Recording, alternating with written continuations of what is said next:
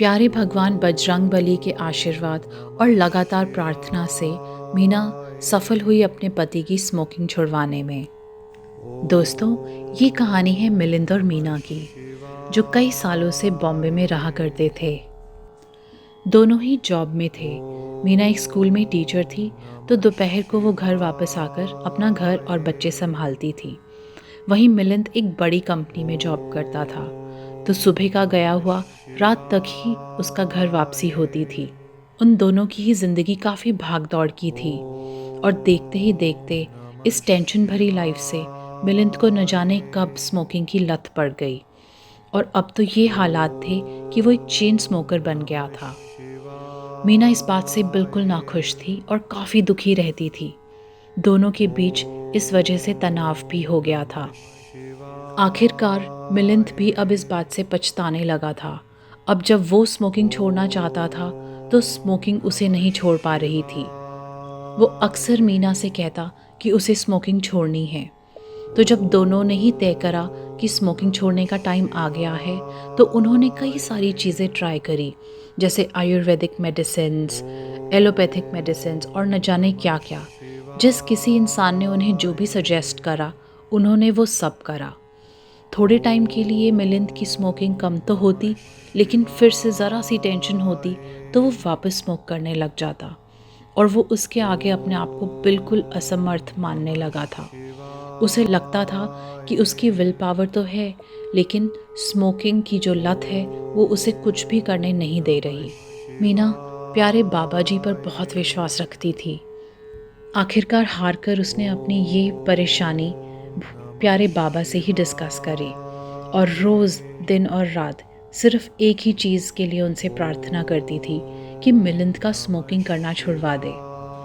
अब उसने सब कुछ बाबा जी पर ही छोड़ दिया था। कुछ ही दिन बीते थे कि मिलिंद ने उससे आकर खुद बोला कि मीना, अब मैं स्मोक्स बिल्कुल नहीं छूने वाला, तुम देखना। मीना इस बात को सुनकर काफ़ी खुश हुई, क्योंकि कई दिन बीत चुके थे मिलिंद और उसके बीच में स्मोकिंग को लेकर कोई बात ही नहीं हुई थी। और अचानक उसका मीना के पास आकर ये बात बोलना मीना को बहुत पसंद आया, और कुछ ही दिनों में मिलिंद ने स्मोक करना काफ़ी कम कर दिया। और उसने आकर मीना से कहा कि मीना, पता नहीं कैसे मेरे अंदर इतनी ज़्यादा विल पावर आ गई है कि मुझे अब स्मोक को देखकर उल्टी सी आने लग गई है। अपने आप ऐसा कैसे हो गया, मुझे बिल्कुल समझ नहीं आ रहा। मीना मन ही मन खुश होती गई और बहुत प्यार से बाबा को धन्यवाद कहती गई। उसे अंदर ही अंदर पता था कि ये सारा का सारा करिश्मा प्यारे बाबा का ही करा हुआ है। और देखते ही देखते आज इस बात को 1 साल हो गया है। मिलिंद ने वापस पलटकर सिगरेट को देखा तक नहीं, और उसकी स्मोकिंग बिल्कुल ख़त्म हो चुकी है। मीना आज भी बाबा को बहुत सारा धन्यवाद देती है, और सिर्फ मिलिंद की स्मोकिंग छुड़वाने के लिए नहीं, बल्कि उन सारी चीज़ों के लिए जिनके लिए हमें ब्लेस्ड फील होना चाहिए। तो दोस्तों, कैसी लगी आपको आज की ये कहानी? और ये बिल्कुल सच्ची कहानी है।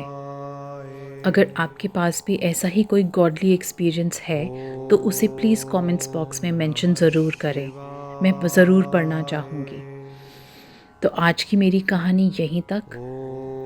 सुख दुख तो हर एक की ज़िंदगी में चलते ही रहते हैं। हमें बस इतना ध्यान रखना होता है कि हम अपने कर्म सही रखें। अगर हम किसी के साथ अच्छा करेंगे, तो हमारे साथ पलटकर अच्छा ही होगा, और बुरा का बुरा ही नतीजा। तो दोस्तों, ध्यान रखें, हमेशा सही का साथ दें और सही रहें। थैंक यू वेरी मच दोस्तों। Bye bye.